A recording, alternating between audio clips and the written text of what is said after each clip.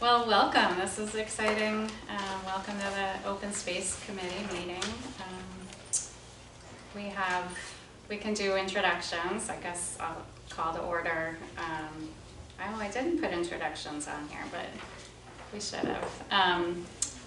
So there's Martha and I, who are staff members, and Mike are currently the only officially appointed members of the Open Space Committee, but I just want to welcome and thank the others of you who've joined in the case that you're interested in open space work, might be interested in being on the committee. No obligation, just getting us together to kind of talk about where things were last left off by the work of the Open Space Committee, and just think about where we want to go, get a little more activated again.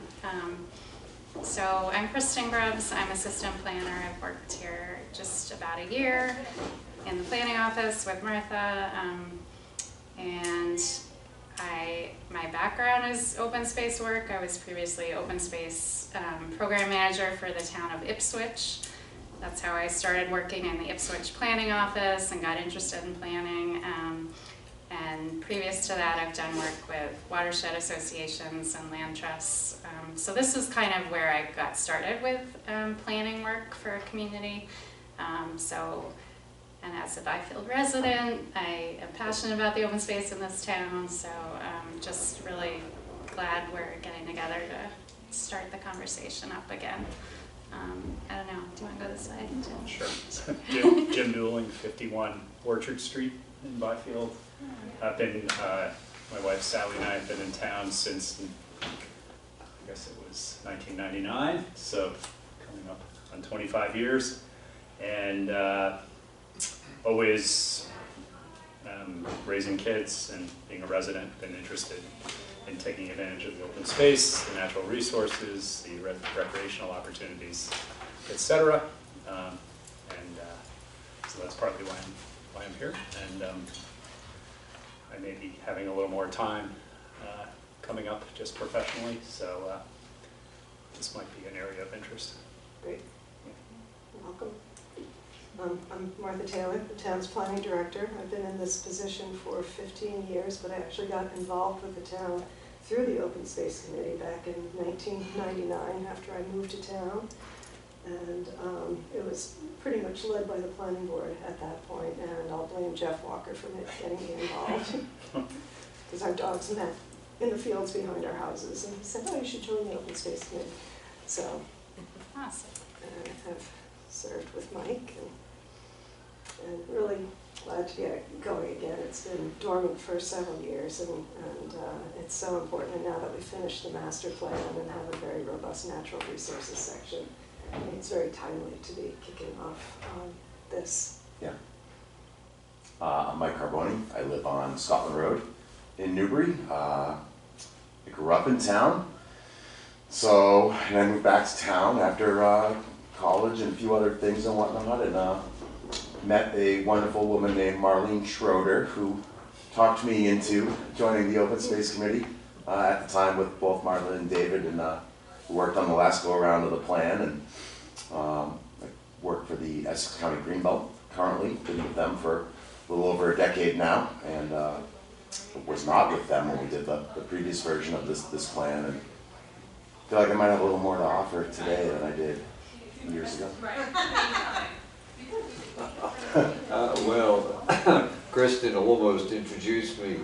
No, I'm kidding. She did really very well, but okay. I got involved with the planning board of the master plan of 2006 when I was on one never to be forgotten occasion threatened to be shot by the then chairman of the selectmen, one Joe Story, as I remember. Yeah, anyway, that's a whole other story. So I ended up on the planning board and then got involved with, as Martha said, the fact that the planning board was largely responsible for sort of seeing that the open space thing. And unfortunately, somehow it didn't actually happen, did it? It didn't actually get filed as a plan It actually did get approved, and it was an active plan for 5 years. Oh, it was? Yes, Okay, yeah, because it the was. last date I saw didn't seem to correspond It was with into- that date, because, okay, anyway. And I've served on the planning board and also served as the Newbury Commissioner to Merrimack Valley Planning, okay? In addition, I've been the property steward volunteer for Old Town Hill for 30 plus years, I think. And am now very much involved with Greenbelt, which is, you know, has more of a presence now in town than it did when I first started. And also part of my involvement with the trustees was the fact that my wife worked with the trustees for 20 plus years as their senior officer for development. So there's a lot of connective tissue with open space, as you were saying. So that's me. Oh, and I currently live right next door. So my name's Bill Hoffman, this is my wife Christina. We're actually pretty new to town. We live over at 21 Marsh Ave, down by the boat ramp on the Parker River. By trade, I'm a fisheries biologist, and although we've only been in Newbury for 7 years, I've been working at my current job in Gloucester for 26 years, and so I've lived in the North Shore this whole time. And we love this area. We definitely enjoy to recreate outdoors a lot. We're definitely avid. I'm an avid outdoorsman, boating, fishing, but just enjoying open space. And so we thought this was a good thing to do, and we wanted to help the community put something back into it. And Christina Hoffman, and you know, I think Bill just gave a pretty good backdrop of who we are and where we are, where we're from, and how long we've been around. I've been an environmental consultant for 20 plus years, and then was in the renewable energy industry. So I've had a lot of touches in terms of environmental permitting. Environmental permitting is my background.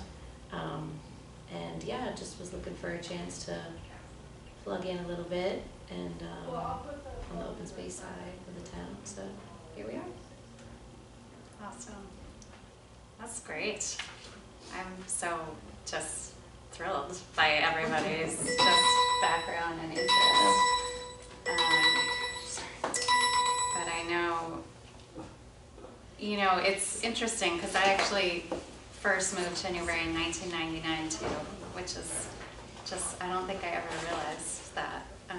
So maybe it's something about after you live here a certain period of time, but you know, 7 years, 10 years, like David's come and gone, which is interesting, and that's, you know, so. Actually, 91 was when we moved here. And the other thing I didn't say was the house I then lived in for 20 plus years was the corner post of Martin Burns. In other words, our property abutted just that southwest corner, Yeah. which had some interesting consequences for another day. Yeah, great.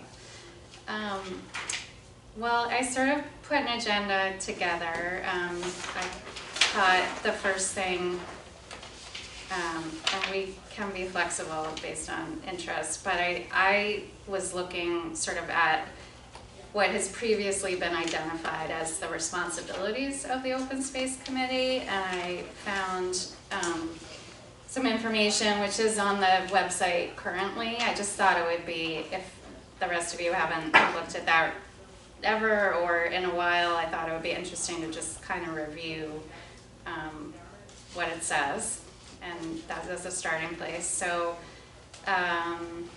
primary responsibility, as was mentioned, is the fact that every community in Massachusetts has an open space and recreation plan.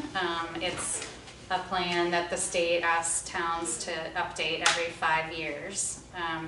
And part of their incentive to get communities to actually create a plan per their guidance. There's a pretty outlined structure to what the plan, the components of the plan.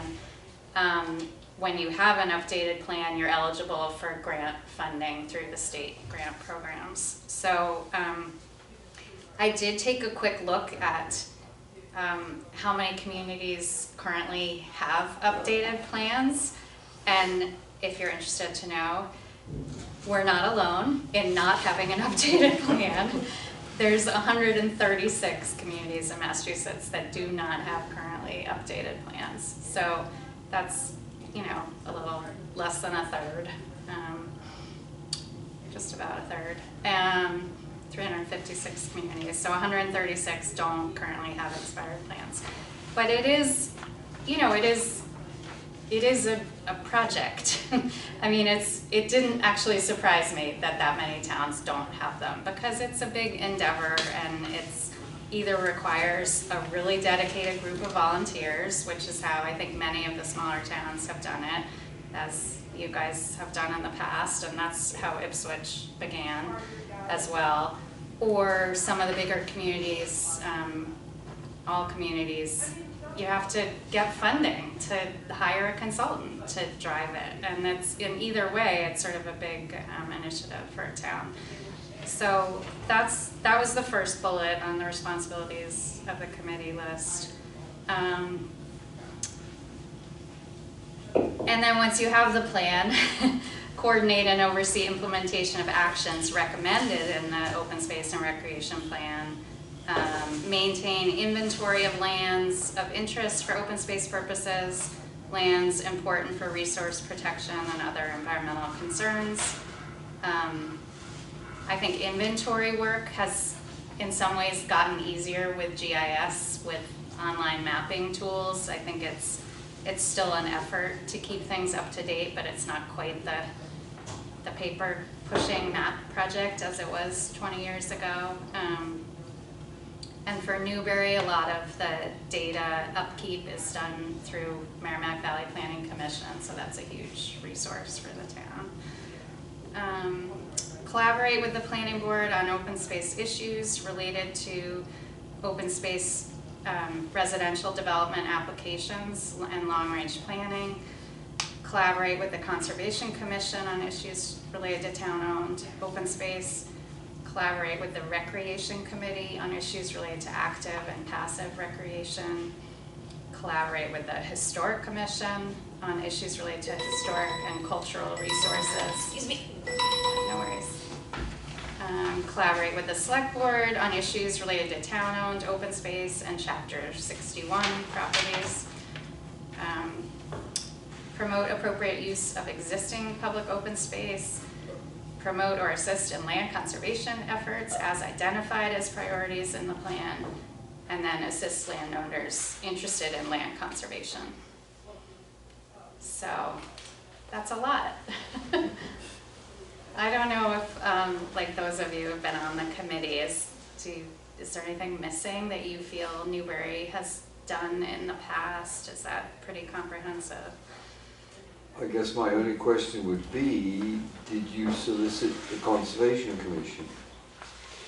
In the sense that I strongly think that someone from the Conservation Commission should serve on this committee. Yep. I don't know if there has been in the past. There obviously isn't currently, so that's a good comment, I think. We had planning and conservation before, right? Nobody else? Yeah, nobody else. I can't remember if we had sort of interface with the Recreation Committee. I know we talked with them during the update process. Jeff was constant at that point in time, I think. Yeah, we were also we were going through the Manta Fields issue, if you remember. Yeah, Which, yeah, that was, yeah. So, I mean, I would say a lot of these things we actually, the committee has not really been involved with. Most of our efforts were spent on updating the plan. Mm-hmm. Yeah. I mean, I think all those, certainly in order to update the plan, a lot of those other committees have responsibilities that, that cross, particularly recreation, I guess. But yeah, I think many open space committees started as subcommittees of the Conservation Commission. It's sort of initial. So I don't know where, maybe you all know, but the conservation agent position is open right now, and I know that's something Martha and I have talked with the town administrator about, that when the new hire is made, I think there's a lot of room for collaboration with open space issues. I mean, the Conservation Commission has jurisdiction over most of the town-owned open space, not all of it, but whether it's a conservation restriction or a parcel owned in fee. So yeah, I think that's a great sort of connection to our discussion of membership as we move forward. Having that kind of liaison between other committees, I think, is really important.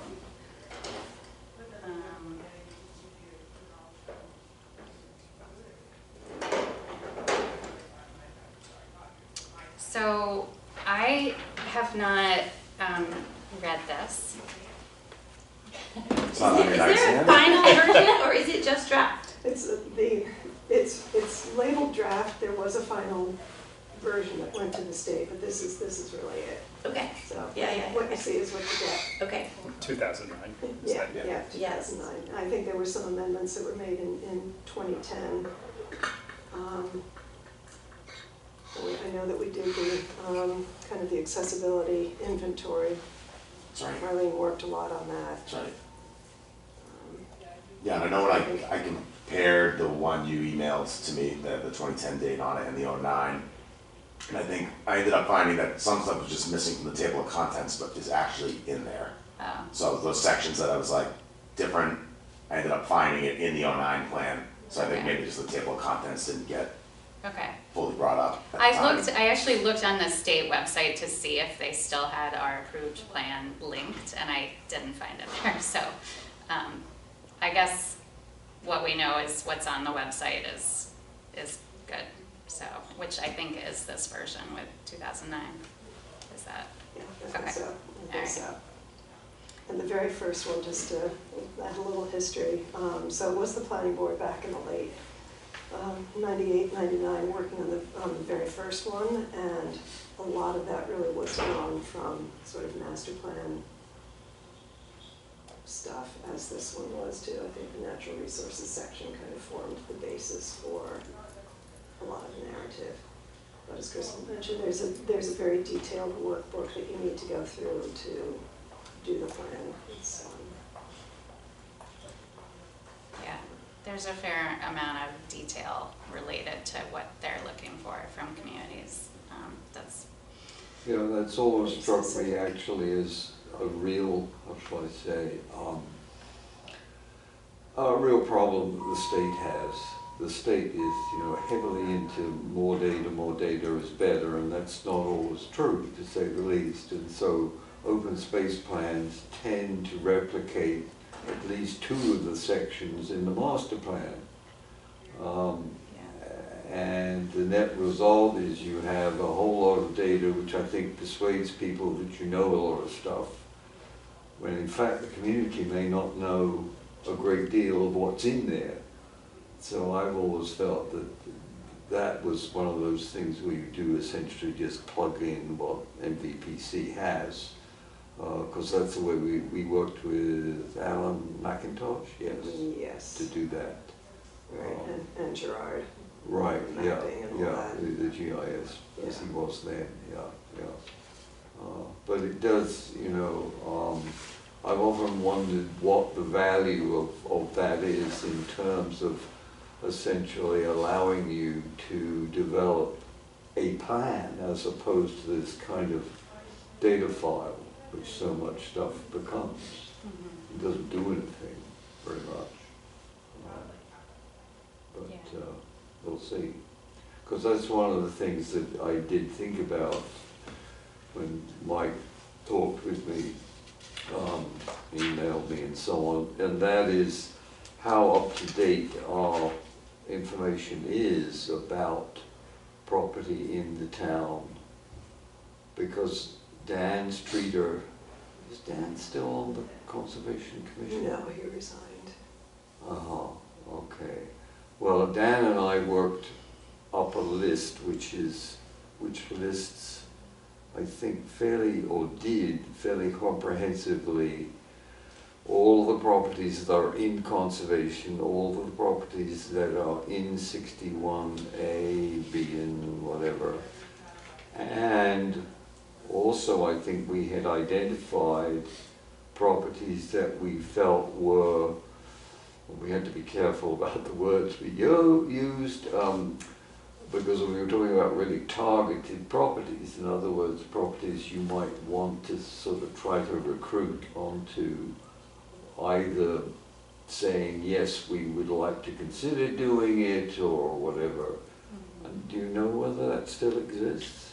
Well, there's a list there's tables in the plan that show as of January 2008 what was protected in town, and then 61A, B lists as well. Right, and all of that needs to be updated as part of Right. this. We've been working on some of that with respect to the master plan, like trying to get an updated list of the parcels that are in chapter, because some have come out, some new ones have come in, and getting an open space layer updated on my map.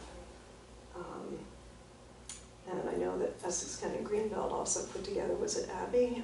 Put together a great set of maps of sort of priority parcels for Yeah. different things like climate resilience and agricultural prime lands and stuff, which is all something that we didn't have when we were doing it Right. before. Because part of the issue is, it seems to me, is that the 61A and B stuff was, how shall I say, less than accurate, in that people were filing where they weren't really entitled to, or they were filing and not actually doing what would merit that they had a proper 61. And though those issues are not necessarily, you know, the one wants to get involved in, they are issues which reflect how much you know about the properties in town. And my guess would be that, as Martha just sort of pointed out, in the last decade, probably some of that has changed quite radically, and in ways that would change the total picture of, you know, what's there. And I mean, actually, it's interesting because it could be very topical right now, because the select board is going to meet about 55R Pearson Drive, right?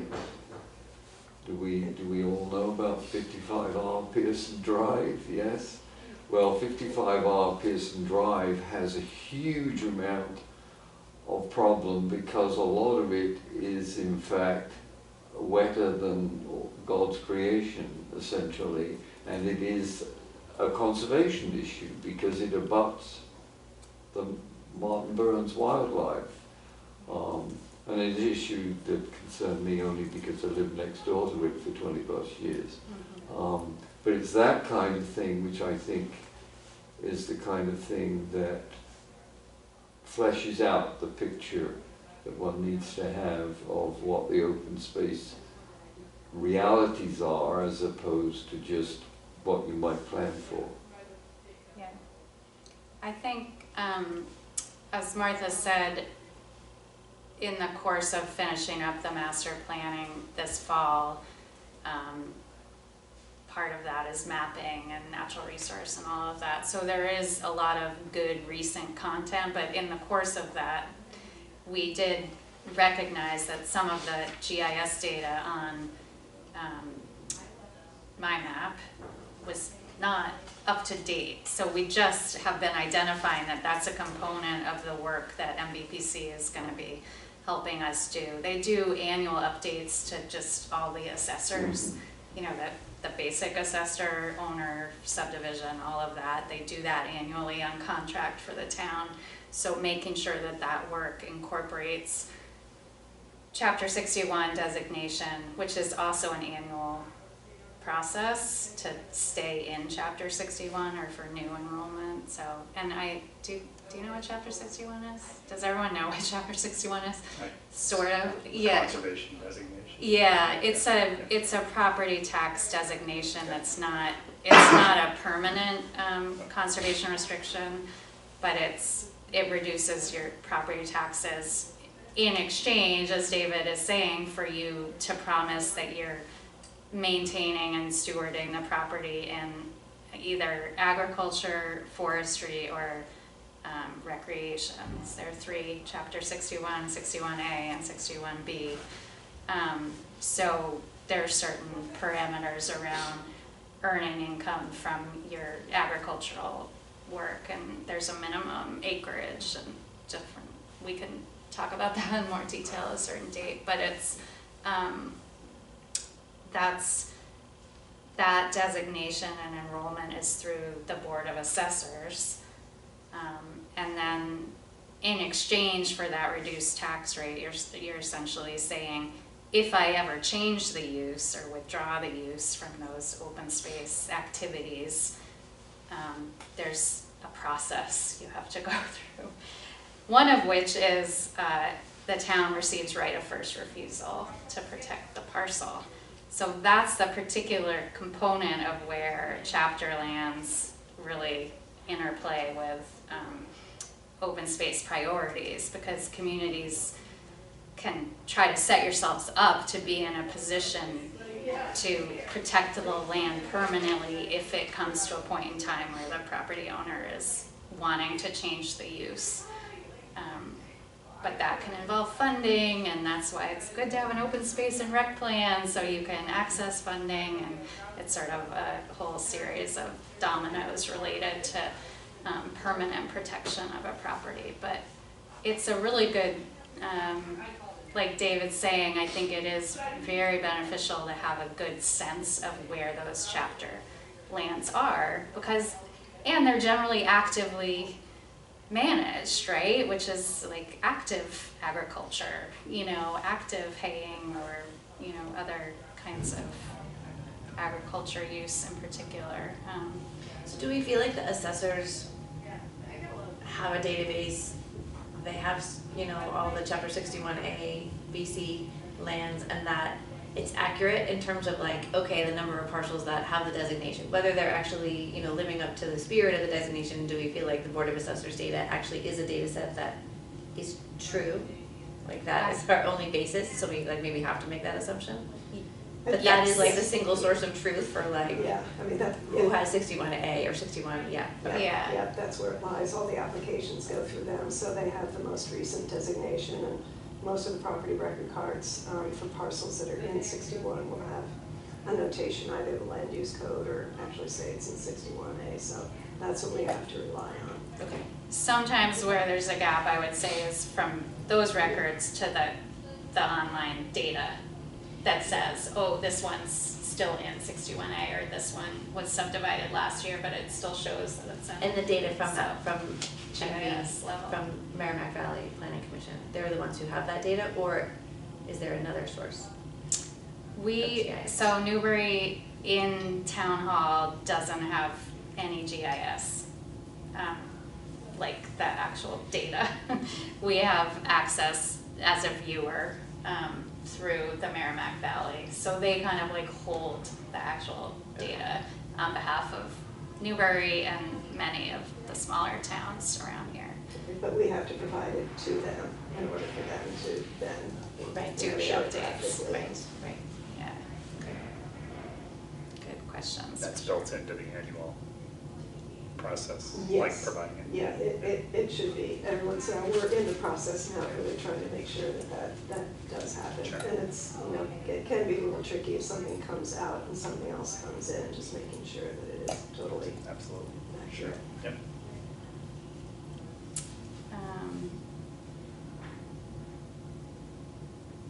So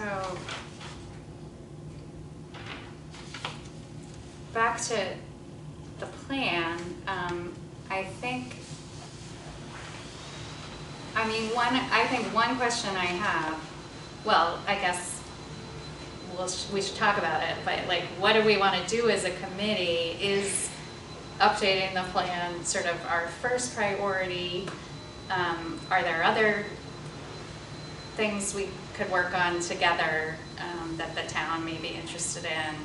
There's sort of some things that intersect. For instance, I've seen some communities actually have a policy around this Chapter 61 issue. I've actually had some conversations with folks at Greenbelt about that, because when a property is withdrawn from Chapter 61 for that change of use, it triggers a decision-making process with the select board. And having a sort of policy around how that actually happens is not, Newbury doesn't currently have an approved policy. There's obviously the law and the sort of procedure that's outlined, and I think the town's been doing it correctly, but I think it sort of elevates the discussion, I think, and the opportunities potentially. So there's some things I've just sort of been thinking about. A couple other things, I think this sort of question of what do we have, like being sure about what we have and if we're being good stewards of the conservation we have, I think is a question that's also sort of goes up and down with communities in terms of capacity to do that well. So I think that's kind of a primary question, is what are the town-owned open space parcels? Do we have a really good list of it? I'm sure that was done previously. Is it up to date? What are the conservation restrictions? What are the terms of those conservation restrictions? Are we monitoring those conservation? That's your world. It's a big, right? It's a big one. Answer those questions. Yeah. That's a mix. I know there's one property that when I first started a year ago, I was reading the stewardship management plan, Colby Village. Is that what it's called? Yeah, Colby Village. Sort of at the end of Elm Street, there's a subdivision that has a conservation restriction, and I just don't think it's been monitored. And the open space management plan is something that the homeowners association is designated as the caretaker of, and people move in and out of those homes, and is there continuity, and is anyone checking in, so there's sort of like, what I see is a lot of sort of organizing of information, but then like maybe some fun chances to like get out on properties and sort of connect with residents and, just talk about the issues and did you even know? Mike, with public meeting, we have to. Oh, I stay open? Okay, Yeah, sorry. Yeah, just a little bit, that's Okay. fine, please. No, I think that's actually very important, because I think one of the issues which might be, although it's a bit of a hot object, I think, is the whole issue of enforcement, if you want to use that word, or what should we say, honesty or whatever, okay? And there are issues like that have come up, and unfortunately, Newbury has a record of kind of walking away from that sort of stuff and not really dealing with it, in the sense they may deal with a particular issue, but then they don't seem to, or we haven't seemed to in the past, sort of sat down and thought, well, why did that happen, and how can we kind of prevent that? And I'm thinking of the Caldwell Farms issue, which apparently is still out there. No, it's solved, we just need to. It's solved? Yes. we have How did they discussion. solve it? I'd be Need to- interested to find out. Just need to move forward with construction of the trail. Do you want to just They actually explain constructed a what- trail? Hmm? They constructed a trail? They haven't yet. but it's all been approved in the trail agreement. Oh, because they seem to have removed the sign for the parking space for the public.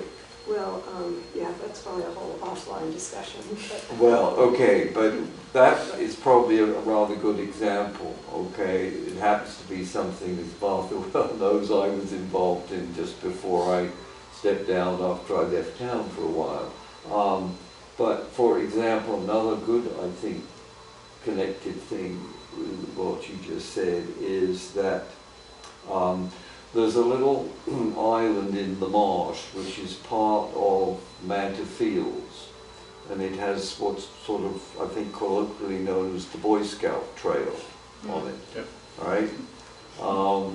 Okay, Jim's nodding there, It's a and nice it's trail. currently reached by getting very wet feet Yes. over a series of, and nobody seems to have, except there have been attempts from time to time, most of which were highly illegal, in the sense of, you know, throwing down pallets into the creek is not a way to solve the problem. But that, I think, is a classic example of a wonderful resource which really isn't either safely or properly visited, and yet it appears with great pride on the town's listing. And it did occur to me again when doing a bit of thinking before this meeting that that's something I think that needs to be focused on, is when you were saying, you know, do we know what we have? And more importantly, do we know the status of what we have? Because I'm sure, as Mike would affirm, Greenbelt has from time to time had that problem in the past of not, I don't mean not knowing totally, but not knowing suddenly that something has changed and nobody sort of quite knew how that happened. Except one arrives and you find out that that's the case, right? From the uprooted fence, as I remember years ago, and everybody looked at everybody else and said, oh, who did that? We didn't know. Yeah, you know, and why? And it turned out there was good reason, but it took a while to figure it out. And I really think that's probably because this, let's face it, I don't know with you how far your research went, Kristen, but I think we are the 4th or 5th town in the state in terms of the highest percentage of conservation lands, because we tend to forget there's a huge amount on Plum Island, right?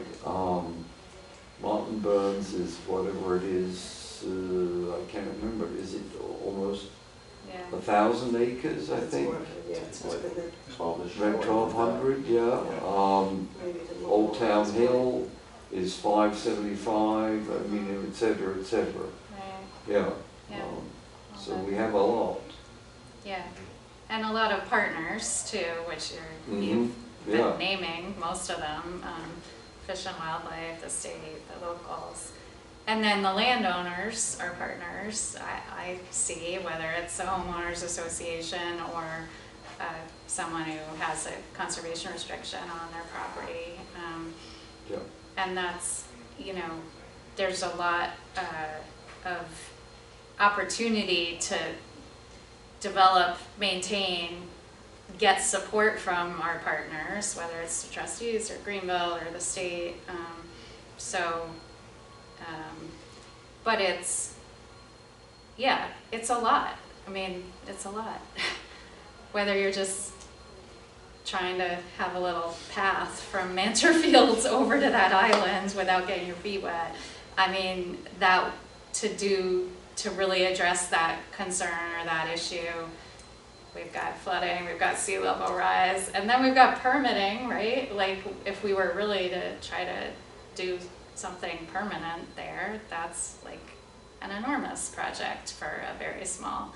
So, yeah, there are opportunities to keep at this work, because it's always changing, I think. So sorting, I mean, I think you know, the sections in the plan, I don't think these have changed, so I'll just briefly read them. You know, introduction, which includes statement of purpose, community setting, regional context, history, population characteristics, growth and development patterns. Probably a lot of that is in the master plan, if not all of it. Probably 99%. Yeah, I mean, some updates related to growth and development patterns, but you know, the history, the geology of the town, those things haven't necessarily changed. Well, and then the next section is environmental inventory and analysis. Geology, landscape character, water resources, vegetation, fisheries and wildlife, scenic resources, environmental challenges. That might be one that's changed quite a bit from 2009 in terms of there's climate not even a impacts. twinkle about climate change and Yeah. any of that in this plan, just like our old master plan, so it's a huge update. Yeah. Section 6 is community vision. So I guess that's the goals. Statement of open space and recreation goals. Criteria for selection of open space and recreation properties. I'm not sure. Yeah, in a sense, that kind of goes back to the mapping that was done, you know, agricultural, Prioritized. agricultural, or flooding, or marsh migration, or whatever. Yeah. And probably different things have been done over the years that it would be sort of pulling that stuff together, like all the prime soils designation, not just, you know, country, national and state prime soils, but local prime soils was just looked at a year ago. Right. So then goals and objectives, 5-year action plan, and then all the appendices. So, That's it? yeah, that's it. Including an ADA self-assessment, which is, I remember, Marlene really spearheaded that, so going through all of our town-owned open space and assessing our town facilities, actually. Yeah. As being someone who isn't as involved in all of this as most of you here, so that obviously the monster document project, that has to, or we feel like has to happen for the, be submitted, right, to get it approved and so on. I'll bring it up to date, but is there, I wonder, you were starting when you were talking about Colby Village and visiting properties and connecting, that I wonder if there's a way to sort of have this, I don't want to call it the citizens version or the consolidated version that just takes out where most of what's listed there is sort of the detailed information, right? That those who want to read and get into the weeds, no pun intended, Yeah. can do that.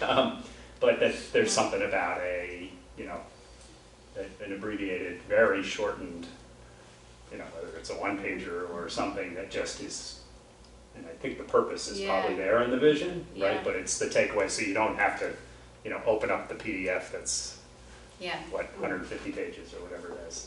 So, With the Reader's That's Digest good, condensed version. yeah, and tying it to connecting with the citizens and landowners Right. and, you know, creating a sense of engagement, right? That isn't onerous, but Yeah. is practical for someone who maybe just hears about it, says, yeah, good thing, right? Right. Open Yeah. space, recreation, whatever. Yeah. Give me the highlights. The highlights, thank you. The I highlights. could have probably said that at the start, but. No, but I mean, Yeah. you're right, because I mean, to, Yeah, you know, a person not involved in this world or whatever, I mean, that's a daunting thing to Yeah. take a look at. You know, if you're just looking for what the town has to offer, you know, for rec opportunities and open space and things like that, you know. right, exactly. So it just Yeah. gives you a way for a normal person to view Yeah, on the website, you know, the resources available. yeah, Yeah, I mean, that's a whole category of project, which is just having good list of publicly accessible properties, Right. right? Whether, particularly the towns, because that's our job. but all of them, right? Like where are their trails, where is their access?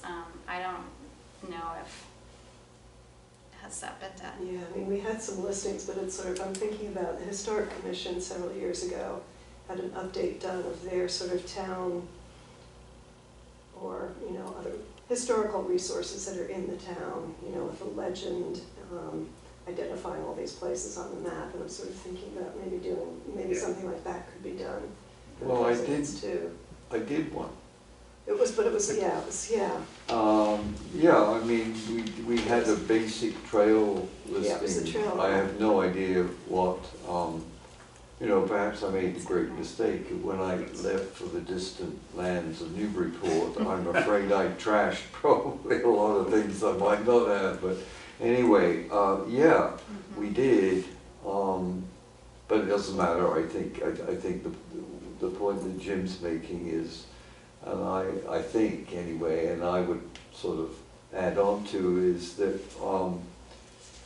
in a way, I would hope the Open Space Committee is not the Open Space Plan. Right. Yeah. Does that resonate with folks? The Open Space Plan is something, you know, we have to do. But I would hate that to happen, that's what takes our energy.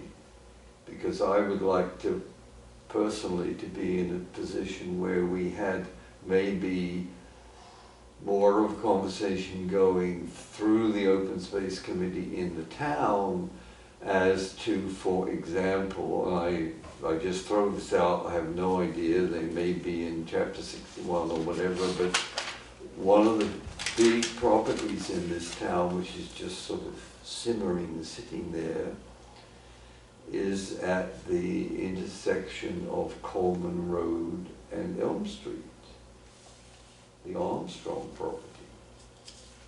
Our former town moderator, and I don't know whether Liz is still chair of the historic.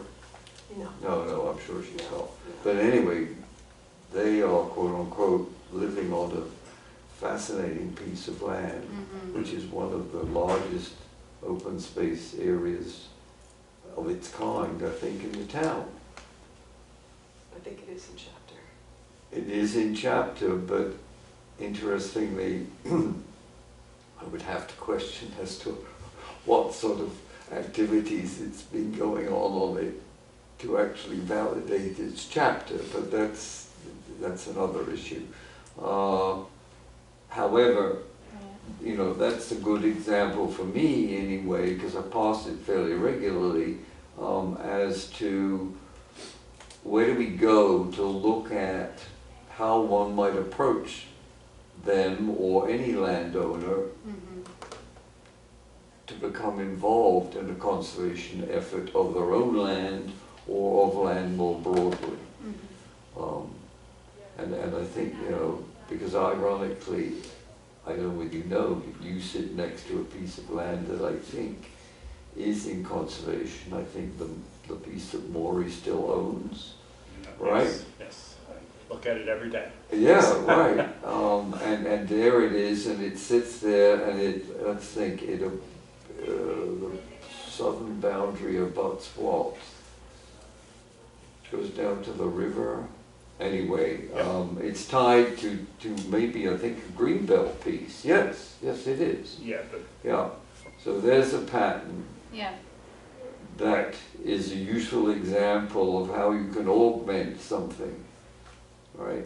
Yeah. And I think that kind of knowledge and understanding should be the kind of goal that one moves towards. And it shouldn't be only in somebody like me who won't be around in a few years to tell you. Yeah. Well, I think that's, I mean, I certainly like that. I don't think it would probably be fun for any of us if all we did was like create a plan, right? Like it's sort of connecting with the land, connecting with the people, you know, getting outside. I think there's a lot, you know, talking with neighbors, I think sometimes for towns that have a lot of open space, like Newbury does, and Ipswich was in the same case, I think Yeah. 45% of that town is protected.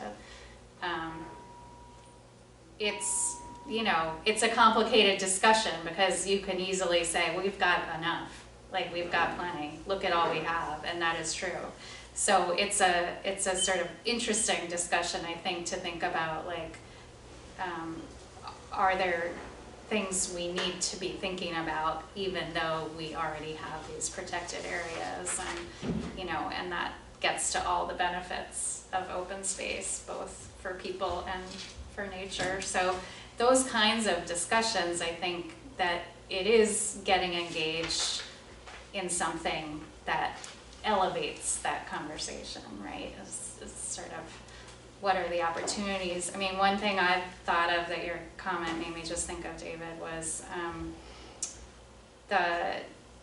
one of the really great projects that the planning board has completed in the last years, I think, is the open space subdivision on Coleman Road. At, Fieldstone Way. Fieldstone, yeah. Ridgestone, yeah. Yeah, and that's a partnership with Greenbelt. It has a parking area, it's being, you know, opened. We should have a walk there. Like, I'm sure Greenbelt is already thinking about that, so I'm not gonna like step on their toes, but like having a committee of volunteers in the town who are like very excited about that and helping, you know, just kind of advertise this great new trail. And, you know, I live at Governor's and walk on the Governor's trails a lot, and I just was in there thinking, oh my gosh, how do I get from here over to that property? Because I'm pretty sure they abut, but I got a little lost in the storm on Sunday. So anyway, it just, and then that's thinking about abutting properties in that area that are not yet protected, and thinking about the trail at Caldwell Farm that is yet to be fully developed. Those are, you know, exciting things that we can get involved in, I think. Do you think that there's an opportunity, do you think that there are landowners out there who have land that, you know, would be suitable to be in Chapter 61, A, B, or C, that aren't informed about it? You know, is there like an educational opportunity where we could like put a mailer in with the tax bills that goes out that says, hey, you know, with everybody, the whole entire town, not just the targeted people, but just to let them know, like, if you wanted to reduce your tax bill, you know, there's benefits to the town, there's benefits to you, you know, it comes with strings attached, of course. Right. But do you feel like there is an opportunity for that? Like there are parcels in Newbury that don't, literally owners who don't know that they can have that break? Or do you feel like a lot of the owners like have already been approached over the last however many years, I don't know how many years, 61A has been in place, and like mostly people have taken advantage of it if they wanted to take advantage of it? Like, is this an opportunity? Is there an opportunity in there hiding?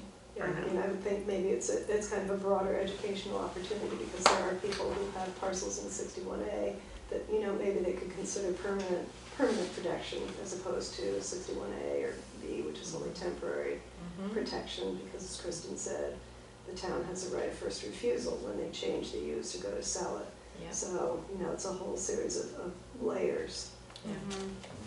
Just so I'm clear, when they go to sell it, all those back taxes, so if they say the town didn't want it and the subdivider did they pay all that back tax? It's 5 years of rollback. Oh, it's just 5 years. They can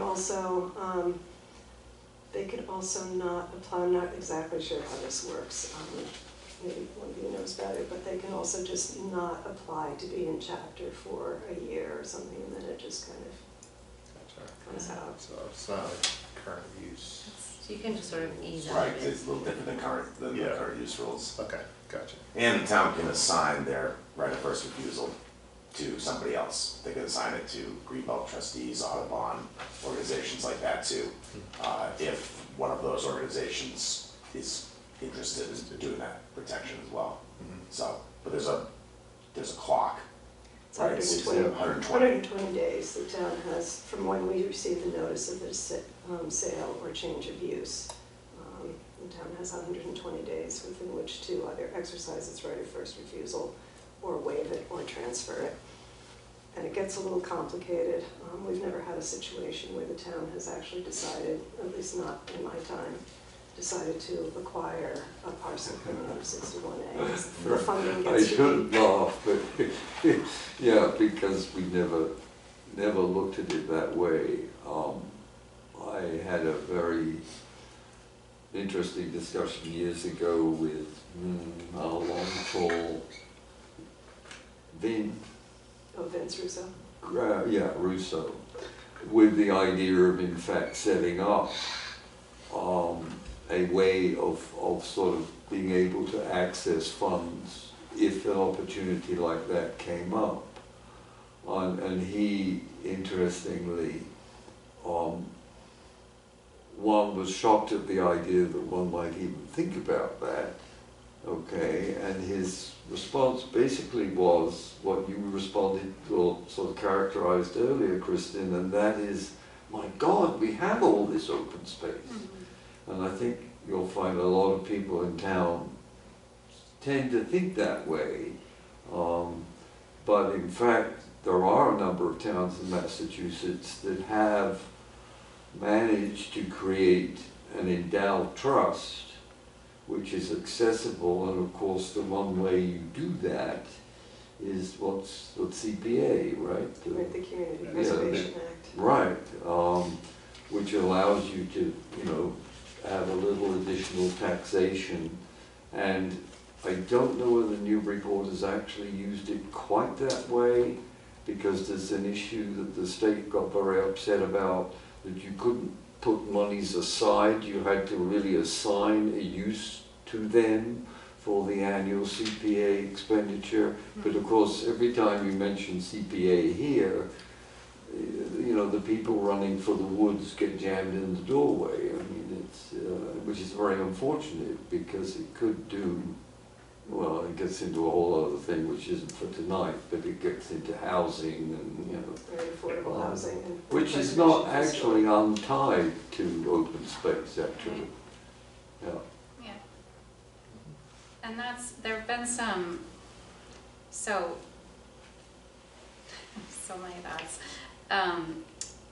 To your question, I mean, that's an interesting question, like if you could do a mapping analysis of properties of a certain acre and bigger that are not either permanently protected with a conservation restriction or otherwise, or remove all the ones in Chapter 61, what is left? It's sort of priority preservation analysis, right? And then I was thinking a few years back, the regional planning commissions did an exercise, priority development areas, priority protection areas, PPA, PDA, and it sort of ended up with a map, and you actually had parcels identified. And then when you look back at that year, you know, a few years later, you think, well, that was a priority development area, but it's right on the river and it's been protected now. And you sort of, you know, I think it is, I guess what I'm trying to say is I think it's always good to be kind of updating and staying current with land use, because it does change in some cases. I mean, I do think Newbury is a benefit of some landowners who've been in town for generations, right, and who still own a lot of land in some cases. So as time goes by and a new generation, like, are they aware of, you know, these opportunities? May or may not be. In the finance committee, I can imagine, right, everybody comes at this from different angles, so there's Right. one part of the town that says, no, we need, you know, as much tax revenue as we can to keep the town going. So it is, I understand that it's a push and pull, you Yeah. know, based on the town's priorities, so. Without like dedicated funding too, you know, Right. something comes out of 61 and, you know, you have 120 days and they want, you know, $1.8 million for it. Right. And it's, oh, okay, where, you know, we don't have a dedicated fund for it. Where's the town gonna get 1.8 million? And Yeah, I am curious about You know, funding, yeah. like, that's tied to having an open space plan, you know, what does that look like? Where does that pot of money come from, and what is like a typical grant opportunity in a certain town that has a open space plan? Yeah, I mean, there are a few different state grants. I haven't worked with any of them recently, but the big one is it's called a land grant. Land, Yes, it's an acronym. It is. As well as being the appropriate I'm name the for wrong department land for that. conservation. Yeah. Lands of, I don't know, Land natural water grant or- diversity, yeah. yeah. Yeah, So, and there's like a water supply protection fund, that's one that I think many towns have used. There's a park grant, which is more geared towards recreation uses on a piece of open space. I do think we should nod our heads to the recreation committee that has been actively working in this town for years, and I know also thinks about these issues in particular for you know, active uses, but there's still permanent protection and use of a parcel for certain public, you know, benefit purposes. So I know I've attended one of their meetings since I've been here, and they were like, oh, are you the open space committee, like liaison to the rec committee? And I was like, I'll try to be, but you know, we need to sort of connect with them as well. And they've been, I don't really know, but I think they've been sort of inventorying and prioritizing their efforts, but that would be good to align with those uses, particularly those like Chapter 61B, which is the recreation. I don't know how many Chapter 61B parcels there are, do you I know? think of many, Yeah. a handful, I would guess. Yeah. Most of them are agricultural.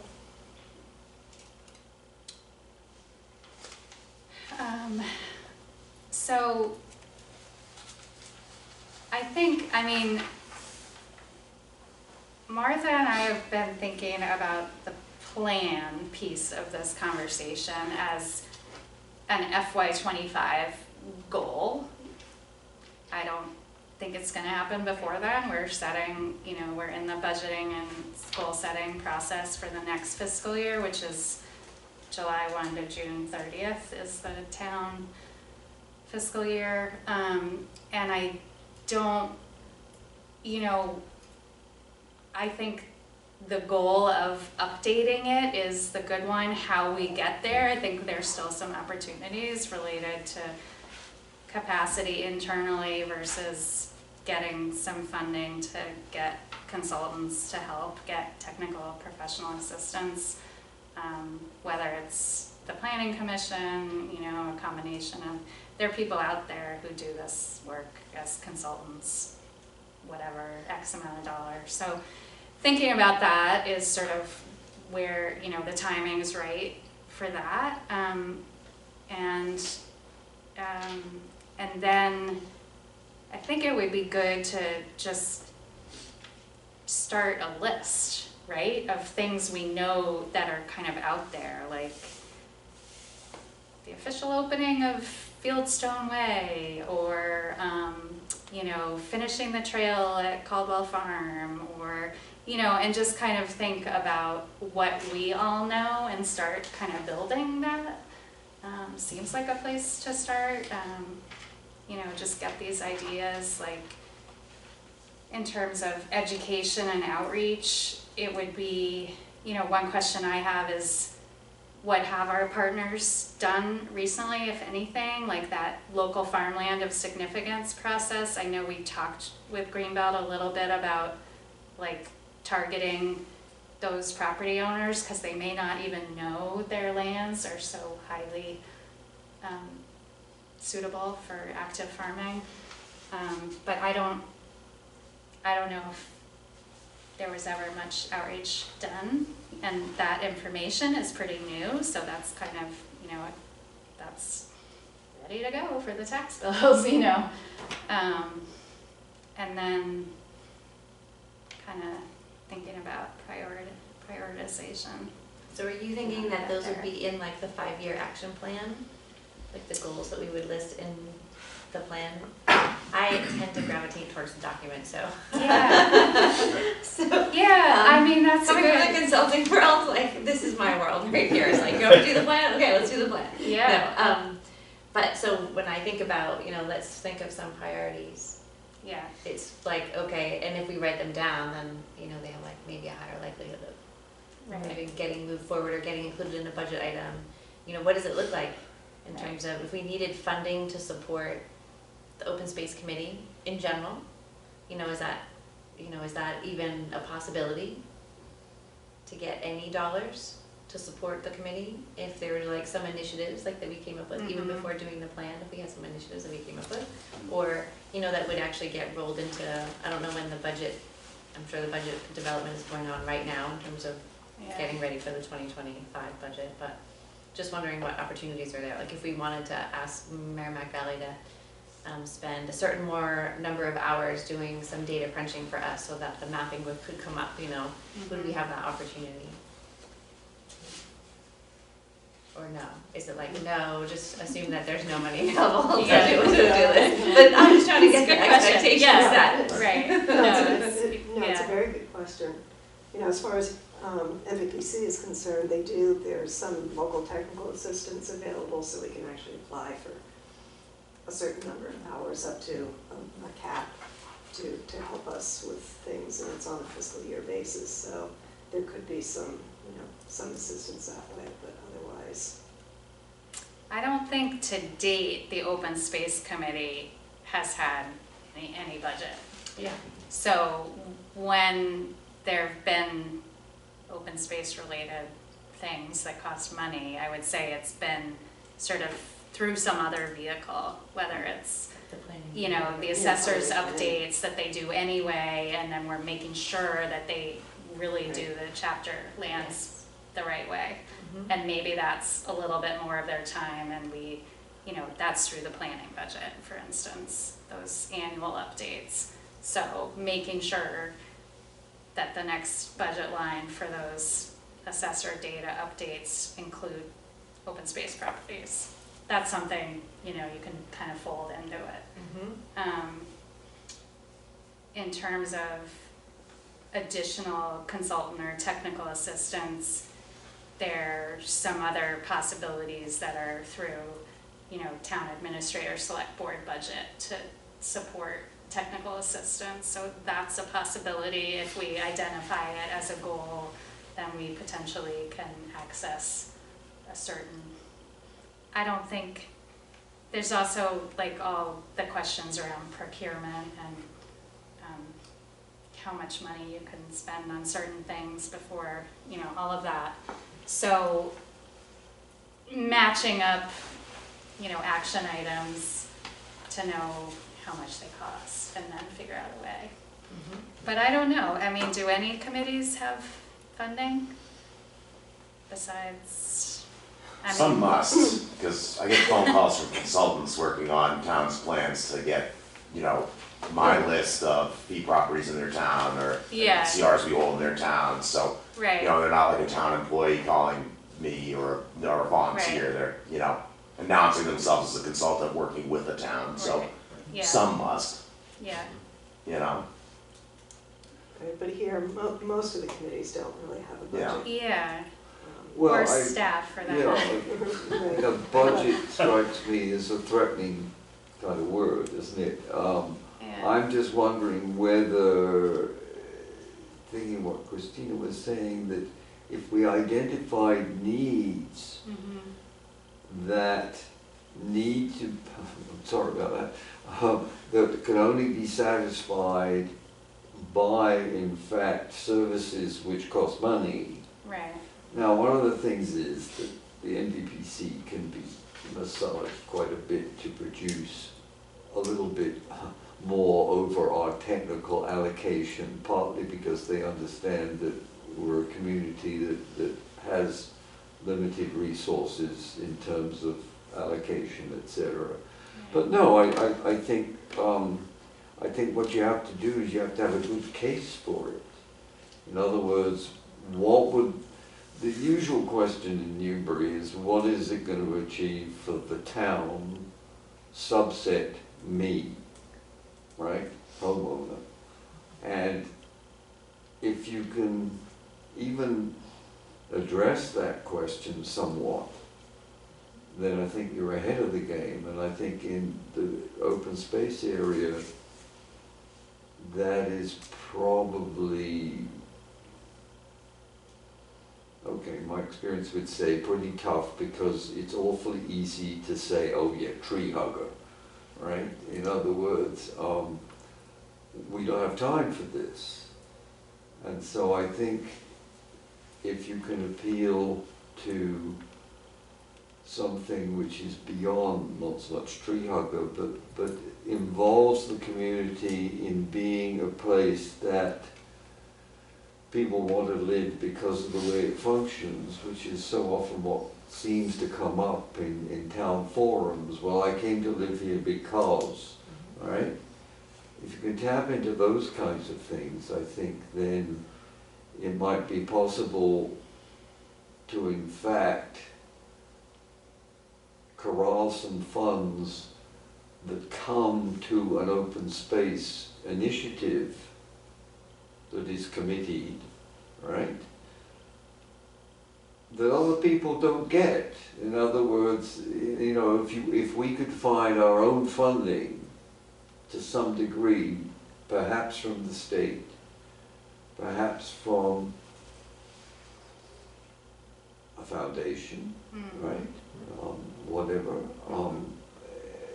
a bank, you know, the normal kinds of places you take begging bowls when you're looking for support, then that would be that would be a very interesting departure, because I don't think anybody has ever done that in Newbury, with the possible exception the rec committee might have in the past. Yeah, we actually, Because the Border to Boston committee also did. yeah, right, yeah. But I'm just thinking the rec committee, because they needed stuff, went to the banks, the banks, and I'm somebody else too. Doesn't matter now, but can you think of any other example where a group in the town, which is a town sort of function, has gone outside of the normal? Yeah, I mean, Border to Boston is the one that comes, because we did go to the banks to Right. And you know, got Coastal Trails Coalition funding and things like that. So there are, you know, there's certainly resources out there and various grant programs and things that I think if a committee were to identify something that could use some funding, there could be some opportunities. Yeah, that's interesting.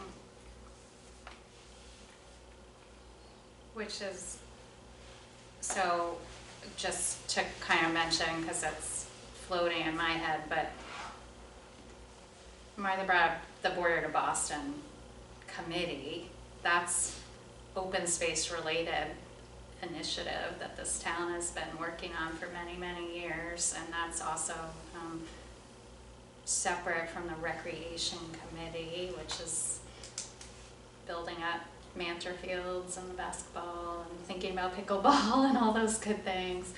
There's also something, I think, and when you mentioned how this really doesn't have a lot about climate resiliency, that's another sort of area that many towns have developed climate resiliency committees, and I would love to get broader engagement in that conversation, because I've been attending the Newburyport Resiliency Committee meetings, and those, they have a really active committee that's a mix of staff and volunteers, and they just got a big grant from the state, the Municipal Vulnerability Program, that's funding a lot of outreach and education, and it's kind of starting to really get going now. It's really impressive. I'll just share the newspaper.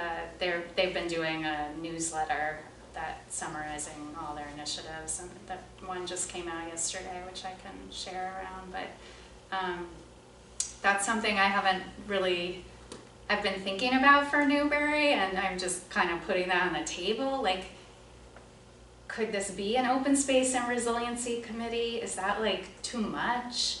Or do those issues make sense to kind of work on together? I don't really know. There's only so many, you know, volunteer committees that like we can get going at one time. But I think there is a lot more funding that I've been seeing with resiliency, and the municipal vulnerability program is a state funded. Does everyone have some familiarity? Do you guys know that a little bit? Yeah. It started under Governor Baker, funding towns to do a planning exercise, municipal vulnerability planning. So pretty much almost all the towns did that and now have an MVP plan, which Newbury has. It's now 5 years old. So the state has just kind of rolled out MVP 2.0, which is another planning initiative, and it's more focused on vulnerable populations and getting broader engagement with different populations in your town for those climate forecasting and climate vulnerability issues. So that's something, until the town does MVP 2.0, we will not be eligible for MVP action grants, which are like the grants to actually, you know, do projects. It's funding the Orchard Street culvert near your house. It's funded, Plum Island did a cost benefit feasibility study I guess it was during COVID. It was during COVID, yes. So a few years ago now. Started February 2020. Yeah. So, anyway, it is this discussion of matching things we want to do with grant opportunities is a big one, but I do think that getting sort of more of a handle on that in terms of prioritizing in the action plan, because it will be, we don't have CPA. The master plan discusses CPA, and I think, you know, depending on who you talk with, people either think it's a really bad idea it would have to be a town meeting vote, you know, to bring it back to town meeting, or a really good idea. That's kind of a framework. I think it would help fund a lot of this kind of stuff that we're thinking about, but it may not be something that comes anytime too soon. So trying to identify other, you know, vehicles for supporting different small projects, right? Like, we have to be reasonable with ourselves in terms of prioritizing. Like, I don't know if the planning, the update planning, is that what gets us towards the priorities, which is kind of what you're saying, like, or can we just jump in with a few things and then do the plan? Well, yeah, I mean, I like to have an outline, say this is where we're headed, so goals, outline, a plan definitely does that. Yeah. So it makes, in the way my brain works, that makes sense. Yeah. Yeah. I guess, you know, highlights and citizens view or whatever. You can do both, right? I guess. Right. So have a Yeah. some short-term initiatives that have high impact, maybe, you know, step towards. Start the And conversation then there's, more you know, the broadly. big work that happens here, and Yeah. hopefully it's done The- efficiently. You know, the plan, I think, would really help Yeah. the committee, you know, identify some of these things going through, just the information gathering, Yeah. Mm. and sort of seeing what might need to be done with that, and then that also feeds into the plan itself, so No, it's a useful tool either way. So, I'm a little confused.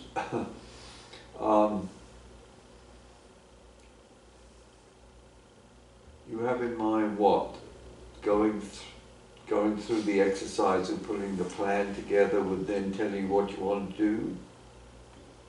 Isn't that what you're saying? Wasn't that what you just said? Yeah, I mean, the exercise of actually gathering all the information for the plan. No, I'm sorry, I don't buy that at all.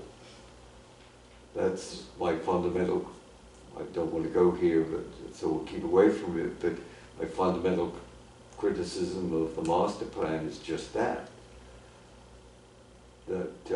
No, I really don't think so. I think a place that we might start and then come back as a group is looking at the data that's in the old plan. In other words, I suspect, with the exception of the two of you, because you know this is what you do day to day, that the rest of us really don't have, I don't know, a good idea of what we have, what's out there, what's possible, what are the relative sizes of things, who are the agencies involved. I mean, you know, I've lived with this stuff for a couple of decades, and so but I would hesitate to assume that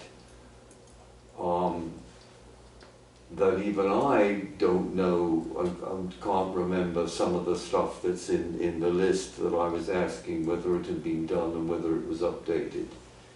Because, you know, some of the stuff we've been writing down, it seems to me that unless you have a practical knowledge, and it is to some degree a foot knowledge of what's out there, then it doesn't matter a damn what the plan, what kind of plan. Well, you see, it isn't a plan, it's a set of data. That's what's got the bug that's gotten to me. I think we're actually saying the same thing, which is to gather the data for the plan. You're learning all of that stuff. The stuff that's in the plan right now is very outdated. So, you know, all those lists need to be updated. That gets everybody sort of familiar with what we have, get our feet on the ground to look at those things, and then that feeds back into the plan. So I don't think we're actually saying something different. I agree. I think that, you know, it like spurs also, you know, once you learn, you know, what we have, that can kind of spur ideas. It's like a brainstorming session, but you need to have the data in order to create the brainstorming session. And this seems like an interest, you know, like a model to start with, to start collecting the data so that then we can say, oh, what do we need? Yeah, You because know? it does ask you to inventory, like update your inventory. Okay, that's a gathering. And then analysis of needs is the next section. So they sort of walk you through understanding the data and inventory that you've done, like you're saying, like, and that comes through both personal knowledge and also, you know, factual mapping, inventory kinds of data. But not being tied to it too, like you know, the value of, okay, but what do we really think that the town could do or need, and not being tied to whatever this says, you know, from 2009, you know, Right. also coming up with our own Yeah. vision. Right, I mean, it's good, I think it would be good for everybody to review this, just to kind of know where we were 15 years ago. Yeah, Mm. 100%. But where we are now is really it's a different place. And I do think that, you know, in terms of the value of open space, there certainly was that kind of attitude 15 years ago of, you know, we have so much, why do we need any more? Or when we finished this, actually, the select board wanted us to review it with the finance committee to see what, you know, fiscal impacts there might be about some of the recommendations. But I do think that now, as more and more people really are becoming very aware of the impacts of climate change and resiliency needs and all of that, that the open space kind of has taken on a little bit of a different importance. Yeah. So I think it's a great starting point for moving forward.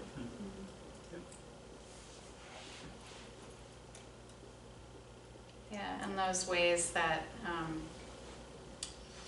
I mean, there's been a lot of research into valuation of open space, right? Like economic benefit of having a clean, like fisheries population, all of those kinds of things that I think do allow this conversation to be more personal to people who don't think about open space in that way. You know, okay, your livelihood is not having the shellfish beds closed, you know, your Merrimack sewer overflows, like all of those kinds of issues that people living on Plum Island are actually seeing in a way that did not exist 15 years ago. So the process of, you know, having those discussions with people, so I don't know. I mean, we've just, you know, I read through how many different committees we're supposed to be liaising with. Obviously, Select Board, Planning Board, Conservation Commission, Recreation, Historic, Cultural Resources, there's some of that in here. So, I don't know. I mean, I think looking at this, maybe we give ourselves some homework of spending a little more time with this, myself included. Like, it would even be interesting to look at the 5-year action plan from this and see, What we've done. has it been all done 15 years later? Or are these things that are long-term?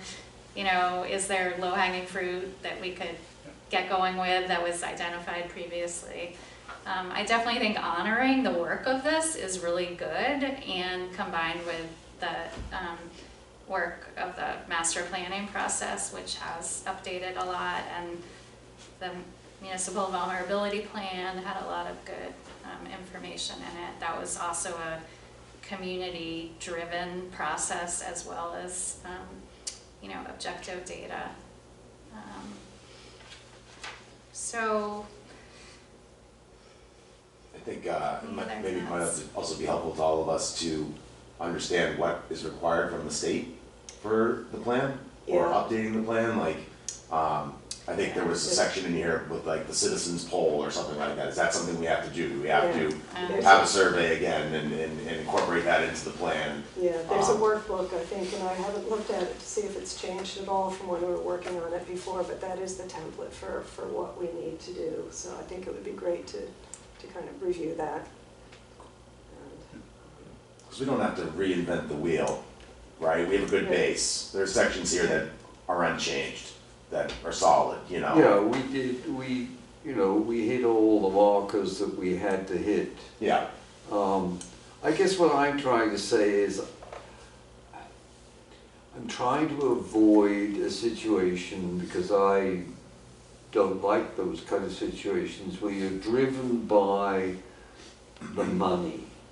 You're driven by the fact that the state is saying, unless you do this, you can't do that, and we won't give you money for this.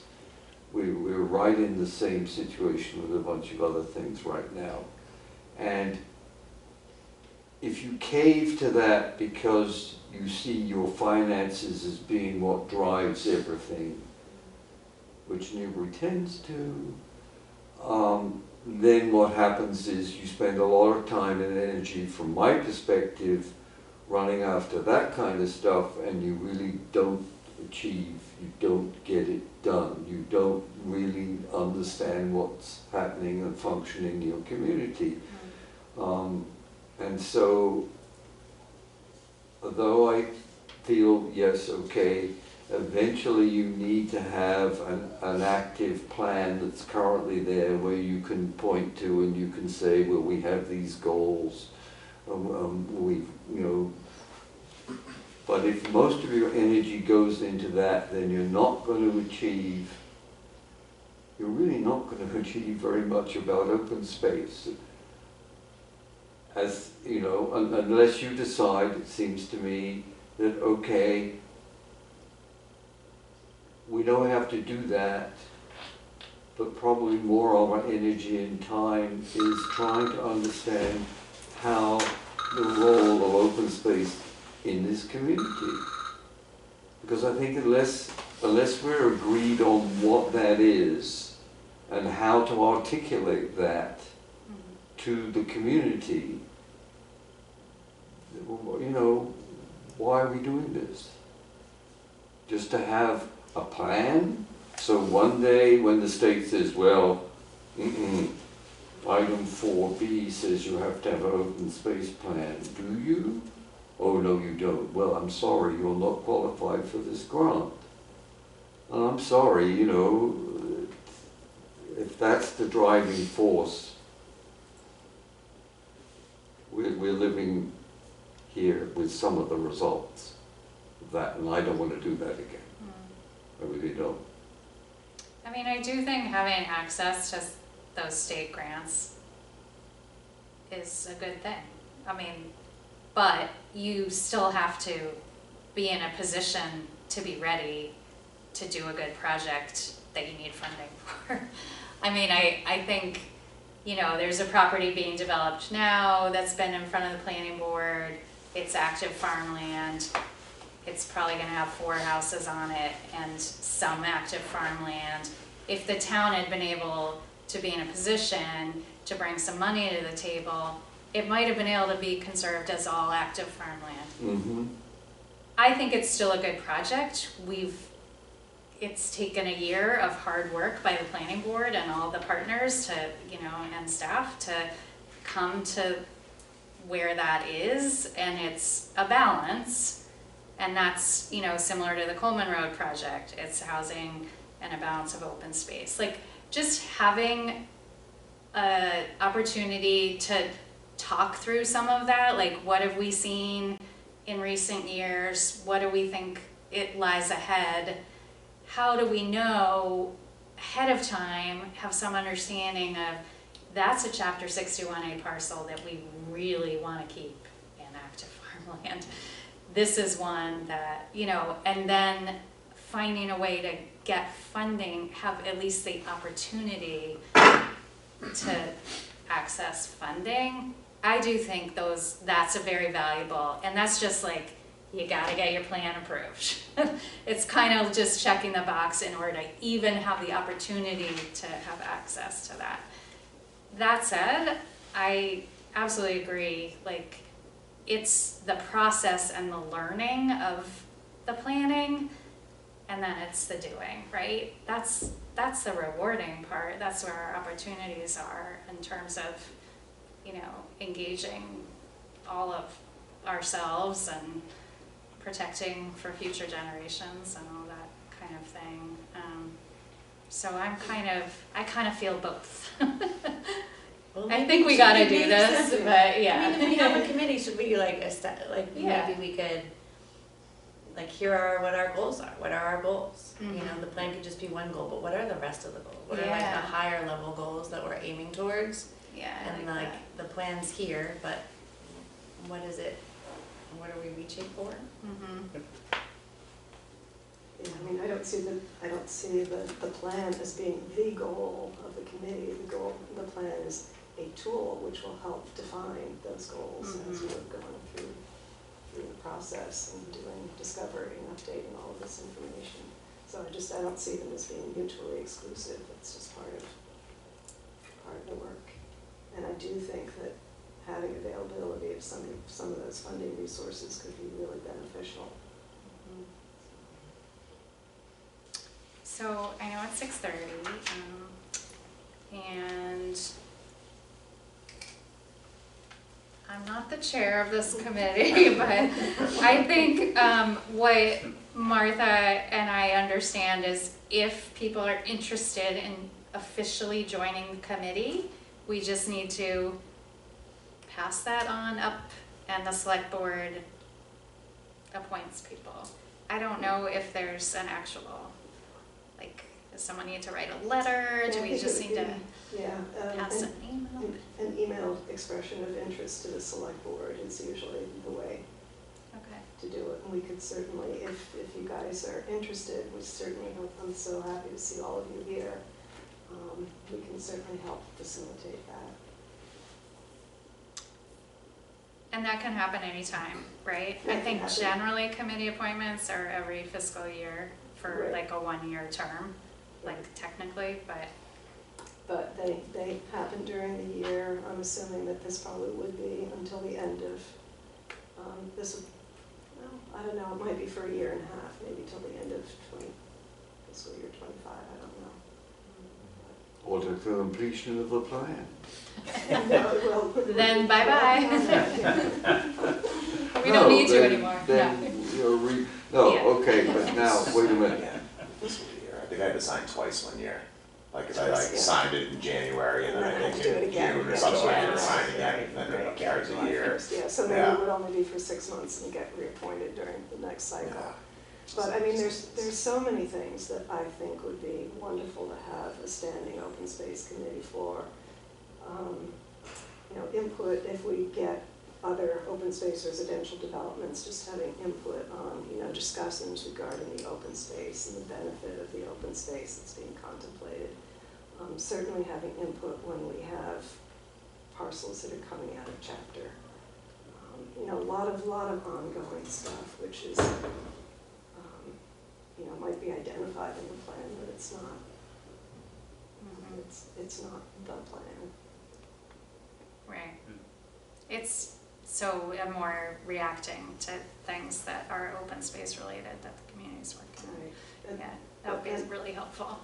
Yeah, and working, you know, working with the Conservation Commission and the new agent, when we have one, on all the parcels that the town holds CRs on. I mean, there's so much that could be done. Mhm. And that is unique. I know, I'm sorry, I'm jumping. I know you want to make a comment. I was just saying,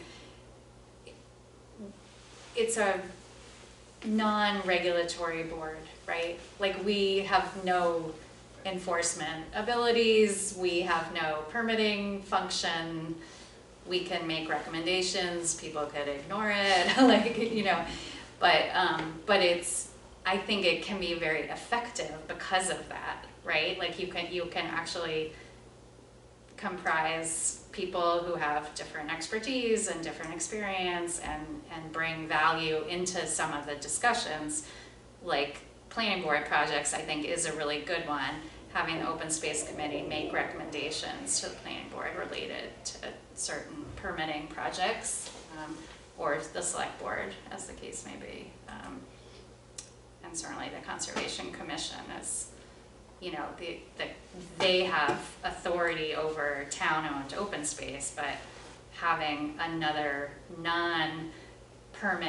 permitting-driven committee have time to pay attention to some of these issues we've been talking about, and on behalf of the Conservation Commission, I think can be really helpful to the commission.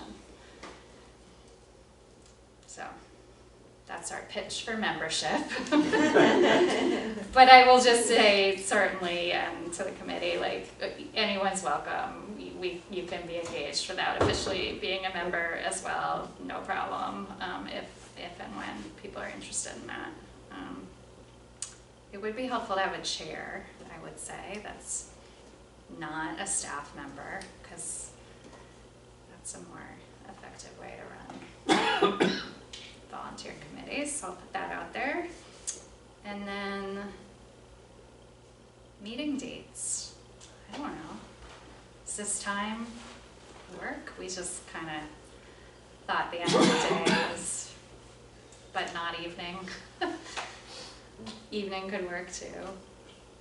Yeah, I mean, Either. Well, okay, but can I just pull a Yes. break a minute?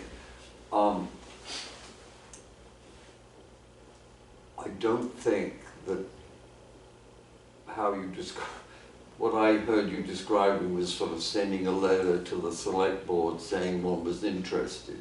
That's the process. Yeah, but who's corralling that? I'm not just going to fire off a letter to the select board unless it's in response to something that, you know, Understand what I'm Well, trying to just say? expressing interest in being a committee member, that's all we were talking about. Right, and Yeah, being well, appointed to the right, Open Space Committee, Hmm? and being appointed to the Open Space Committee. Right, but in response to what? Do you see what I'm saying? The select board hasn't asked for anything. Well, the committees that do not have full membership are listed on the town website under Yes. opportunities. So it's an open invitation, if you will, for people interested in this list of committees. If you're interested, please submit a letter. Yeah, but that's, It's not an active Like- solicitation, it's Yeah. just, Like- it's there. For the reappointment, I think the clerk reminds me that I'm done and that if I want to stay on the committee, I just have to email the select board and tell them that I'm interested in remaining on the committee. Then they vote on that, or they approve that, and then I come in and sign my thing, and well, that's all I do is I literally every year I have to send an email to the select board saying that I'm still interested in remaining on the open space committee. Right, so on the website, under volunteers, the town of Newbury is always seeking members for their various boards and committees. Please review the associated boards or committees area of our website. Anyway, it lists a number of committees and boards that are looking for membership, including the Open Space Committee. And, it just says open until filled, so I don't know that we have a set number of committee members that we're looking for, but certainly we'd like to, there are 3 of us on it right now, and it would be really nice. okay, fine. I'm sorry, but what I would like to see is a specific request, not just this vague thing that's out there all the time. This town is so bad at communication. Now, essentially what's happened is that the 2 of you have decided, talking with Mike, putting this together, okay, that you wanted to reactivate the Open Space Committee, right? I don't think I ever Yes. came off it. I think I've been on it the entire time. I think every year for the Yeah, past okay, 15 and years. who else has been there? Just you? And Martha, at least, because we've probably been the 2 constants. Right, and Right. So whether we've been active or not, I think we've always just, we did have another member for a couple of years who's not able to serve now. yeah, that's right, we did. Yeah, Right. Well, what, I don't know, is this, am I just making a fuss about nothing? This is, I can't just fire off a letter to that because essentially, what's that saying? I don't know, I don't know how to put this. You're searching for the impetus of why Well, you could say, suddenly they're gonna get, yeah, I saw that, I came to the meeting exactly. yeah. on such and such date, and I'm interested in joining the committee. I mean, is the email address is in there? I mean, we could send our draft emails to you guys if you want to read them before we send them, It but doesn't have to be that's like an live. extra piece of work on you. Yeah. But, is the email address there? I guess that we send it to, that would be the only yeah, thing. at selectboard@townofnewbury.org. There you Yeah, go. that's, so, okay, that's my problem. My problem is, it's going to go to where? Okay, and what's gonna happen? So it will go to the select. No, board. I know And it the will answer to that, get put Martha, on you the know that, agenda. but I think you know what I'm saying. I'm saying, I think what this has, the better way to do this, maybe it's not the better way, but to me it is essentially to indicate that there is an ongoing specific effort to constitute an active open space committee so that a number of people have been solicited and the select board needs to know this. They don't need just to be saying, oh yes, this person has volunteered. Isn't that nice? Of course. Well, who would you like that to come from, though? You guys, the 2 of you and Mike. The current committee? I think Yeah. does the select board know you're doing this? Um, Yes or no? I don't think it's been announced at a public meeting, but I No, think some but- of them are aware, yes. Okay, but if you asked any one of them, would they know? Probably not all of them. No. Well, I think they need to know. Don't you?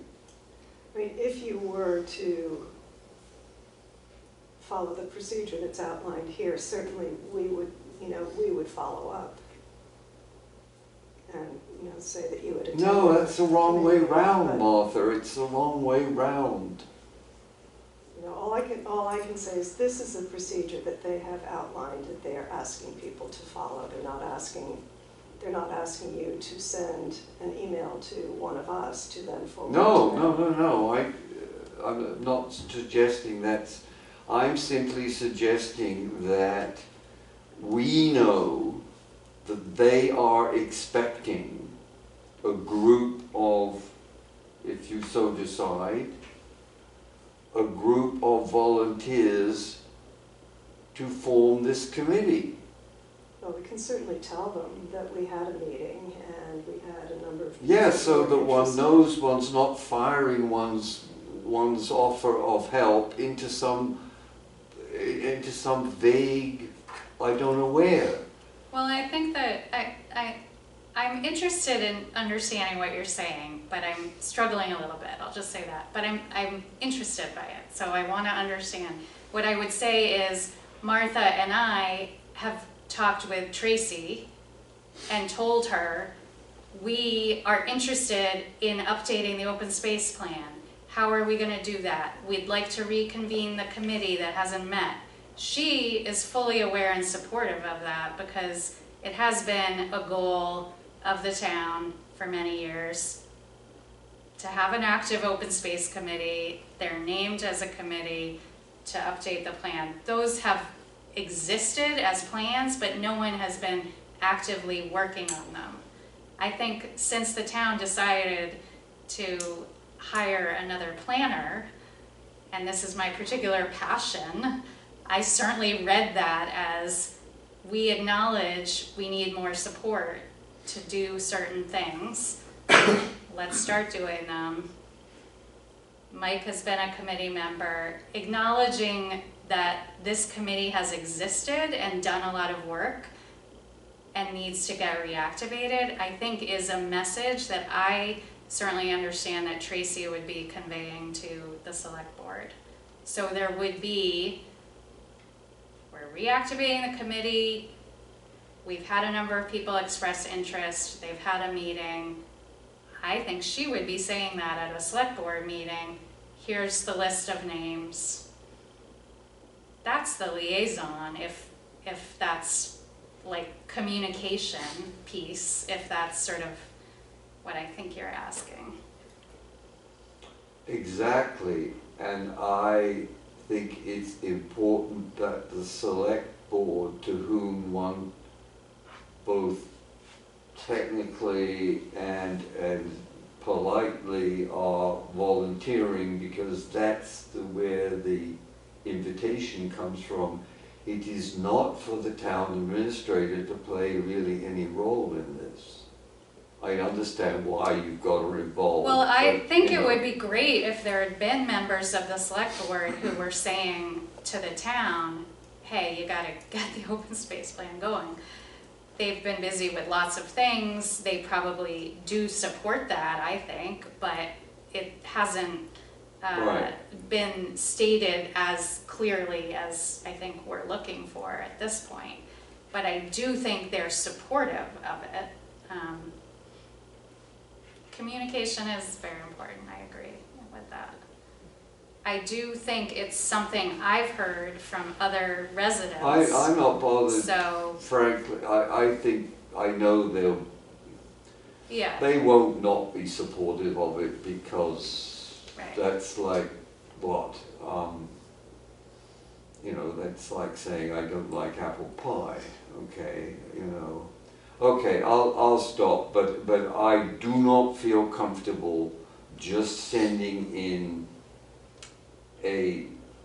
some sort of email communication that I am interested in serving on the Open Space Committee because I want it to be in response to something that they're aware of, a process that's going on, but you're actually doing it. And if you don't want to do that, fine, then perhaps I don't want to be involved, to be frank. I'm tired of the fact that I was about to do something about this, I probably won't, but if you currently look at the website for the town, okay, the current listings for the home page are so absurd, I cannot, you know, essentially what's happening is we've got stuff on there that is the same apparent level of information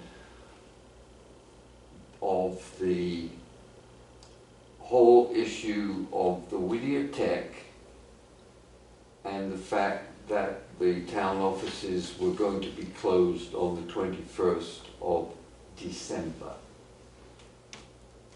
You need to look at the homepage on the website. Yeah, on the news Yeah, blog. you know, and what it tells me is that nobody's minding the store. And that's a whole separate issue I'm aware of, and I apologize in a sense for bringing it up, but it's what disturbs me about this sort of email bit, okay? I would like to be able to put in my email something specific. Namely, that I responded to, you know, blah, blah, blah, blah, so they understand that something's going on, rather than saying, I'm ready to hold the flag, which is sort of what that is. We don't, you know, it's tough because we do a lousy job of communicating and we don't learn lessons.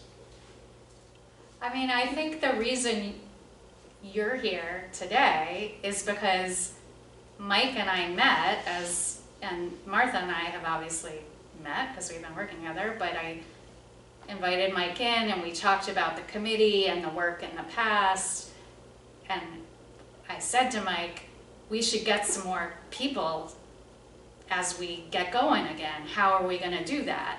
And I think he started reaching out to folks who've expressed some level of interest. So it's almost like a grassroots, right? Like bottom up outreach. So I certainly think that is legitimate, that an active member of the committee reached out to me. I've been involved in the past, and I understand that effort is getting reignited.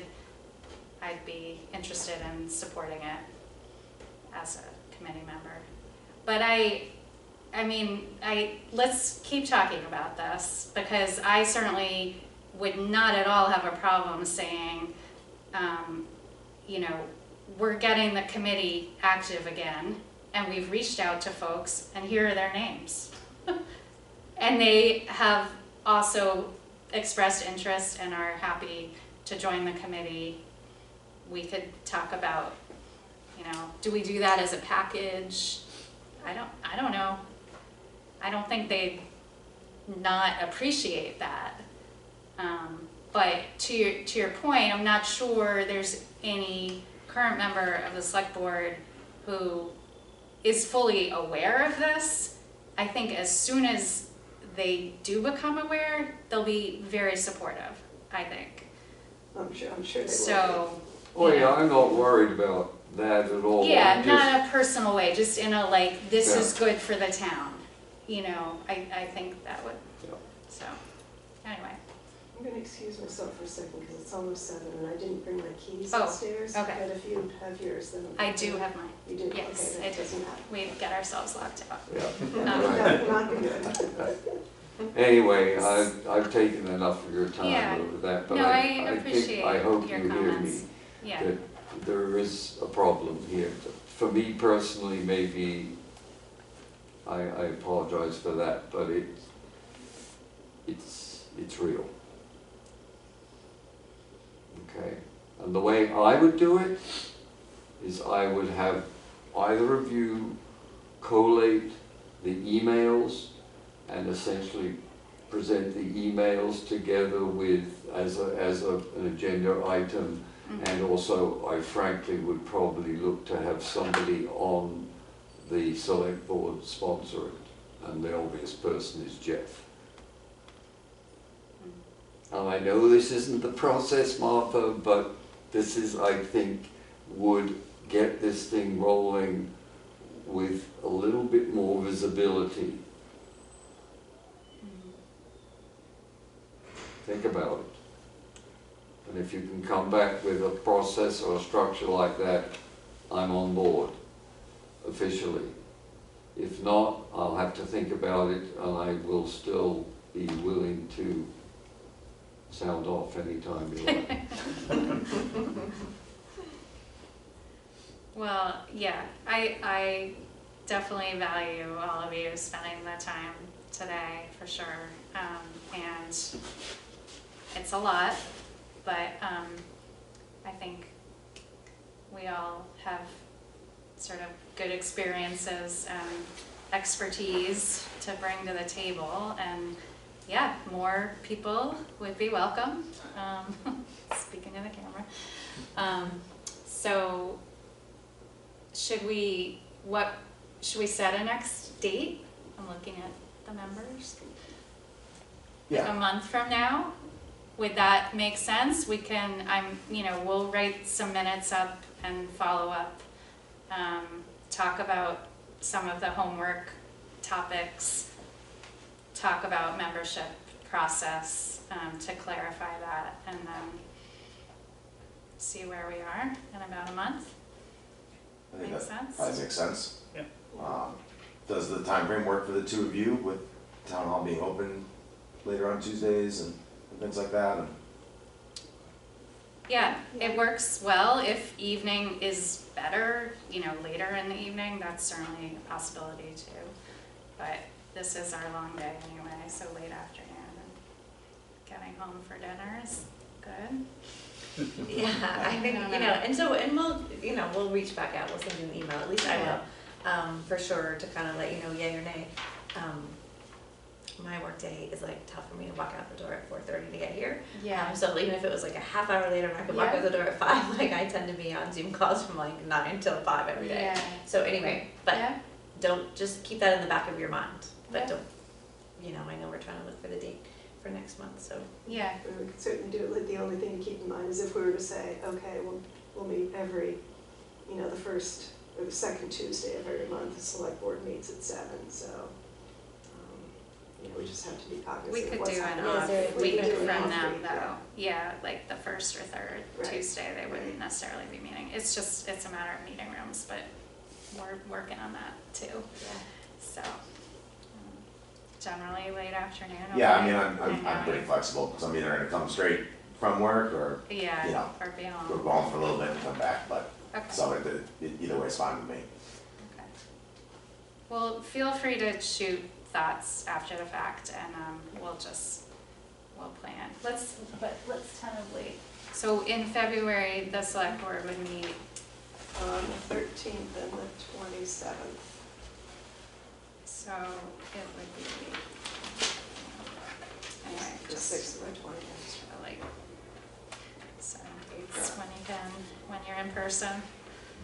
You don't have to do a poll. Like the 6th then?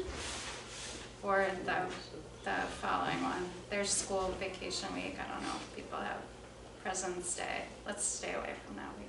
Yeah, Probably smart, just in general. so maybe the 6th. That's only 3 weeks away, but. All right, Seems reasonable. Seems reasonable. okay. No commitment required at this moment, but let's think about that. I'm gonna think about that, and then we'll follow up. Just gonna be flexible in the time for right now. The meeting to what time of the meeting? Well, why don't we, if we do that, we could do 5:30 to 7. Okay. Is that? Yep. Okay. Maybe? Okay. I mean, I have no problem doing a 7 o'clock meeting as well, if that ends up feeling better for people that have a break from work and then go to a meeting. Perfect for me. All right. Any other items not reasonably anticipated? We've covered it. And I think we're adjourned. Thank you. Lily, Yeah, thank 7 you. o'clock, look at that. Wow. Thank you all very much for coming. Yeah.